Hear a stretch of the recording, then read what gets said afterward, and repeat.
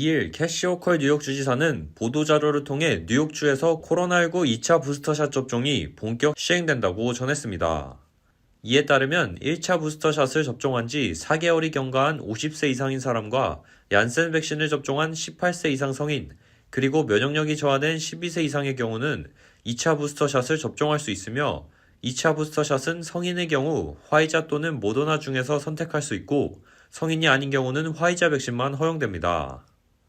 이번 뉴욕주 2차 부스터샷 접종 시행은 지난달 말 연방식품의약청이 50세 이상 성인에 대해 코로나19 백신 4차 접종을 승인한 데 따른 것으로 가까운 접종소는 연방질병통제예방센터 백신 홈페이지 또는 뉴욕주 보건국 홈페이지를 통해 찾을 수 있습니다. 스태튼 아일랜드 뉴욕주 법원은 지난 1일 시정부의 5세 미만 마스크 착용 의무를 금지하는 판결을 내렸습니다. 그러나 에릭 아담스 뉴욕시장은 판결 직후 학교와 차일드케어에 2세에서 4세 학생들의 마스크 착용을 유지하도록 하겠다며 법원에 항소하면서 마스크 착용 의무화가 유지됐습니다. 지난달 22일 아담스 시장은 코로나19 감염 사례가 계속 낮은 수준으로 유지되면 5세 미만 마스크 착용 의무를 4일부터 해제하겠다고 발표한 바 있지만 아담스 시장은 5세 미만 아동 마스크 착용 유지 결정에 대해 코로나19 스텔스 오미크론 변이 확산 등으로 확진자가 늘어나고 있다며 현재 5세 미만을 위한 코로나19 백신이 없기 때문에 마스크 착용 의무를 해제할 수 없는 상황이라고 밝혔습니다. 뉴욕시 보건국은 5세 미만 마스크 착용 의무 해제 여부를 재평가하기 위해 일주일을 더 지켜볼 계획이지만 주 법원에 소송을 제기한 학부모들은 아이들에게 마스크를 씌우고 싶다면 입법부를 통과해야 한다며 아담스 시장을 비난했습니다. 뉴욕주 정부는 1일 웹사이트를 통해 환기시설 설치 의무화 조치 시행을 2022년 10월 4일까지 6개월 추가 연기한다고 공지했습니다.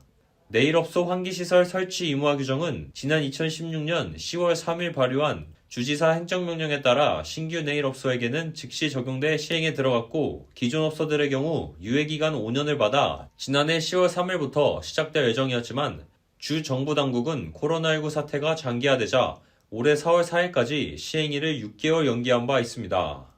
이와 관련 뉴욕 한인내일협회 이상호 회장은 지난해 11월 열린 뉴욕 주지사실과 환기시설 설치 의무화 시행 재연기 등 팬데믹 사태로 위기에 내몰린 업계의 어려움을 알리고 해결책 마련을 요청했다며 이번 재연기 결정은 업계에 큰 도움이 될 것으로 기대한다고 밝혔습니다.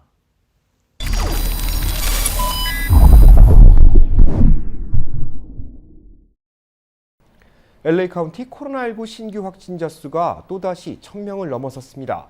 스텔스 오미크론 변이 확산에 따른 것이라는 분석입니다. 오늘 LA 카운티 1일 신규 확진자는 1,167명, 사망자는 16명을 기록했습니다. 1,000명 아래로 유지되던 1일 신규 확진자가 또다시 1,000명을 넘어선 것은 스텔스 오미크론 확산에 따른 것으로 분석됐습니다. 세계보건기구는 스텔스 오미크론이 전 세계적인 우세종으로 부상했다고 밝혔습니다. 국립알레르기 전염병 연구소에 따르면 스텔스 오미크론은 기존 바이러스 대비 50에서 60%나 전염성이 높습니다. 보건 전문가들은 실내 마스크 착용과 백신 접종 의무화 조치가 속속 철회되며 빠른 속도로 스텔스 오미크론이 확산될 수 있다는 우려의 목소리를 내고 있습니다. 베벌리힐스의 고가품 매장에 대한 강절도 사건이 잇따르고 있습니다. 베벌리힐스 경찰국은 어제 오후 로데오 드라이브에 위치한 루이비통 매장에 강도가 침입했다는 신고를 받고 출동해 현장에서 용의자 2명을 체포했다고 밝혔습니다. 이들은 $950 이상의 재산을 훔쳤을 때 적용되는 중절도 혐의로 기소됐습니다. 경찰은 용의자들이 도주하는 과정에서 경비원을 폭행한 사실이 확인됐고 경비원은 팔에 부상을 입었지만 위중한 상태는 아니라고 밝혔습니다. 지난달 22일 베벌리힐스 보석상 탈취 사건과 29일 5인조 원정 강도 사건에 이어 또다시 비슷한 유형의 범죄가 발생하면서 베벌리힐스 지역 치안에 비상이 걸렸습니다.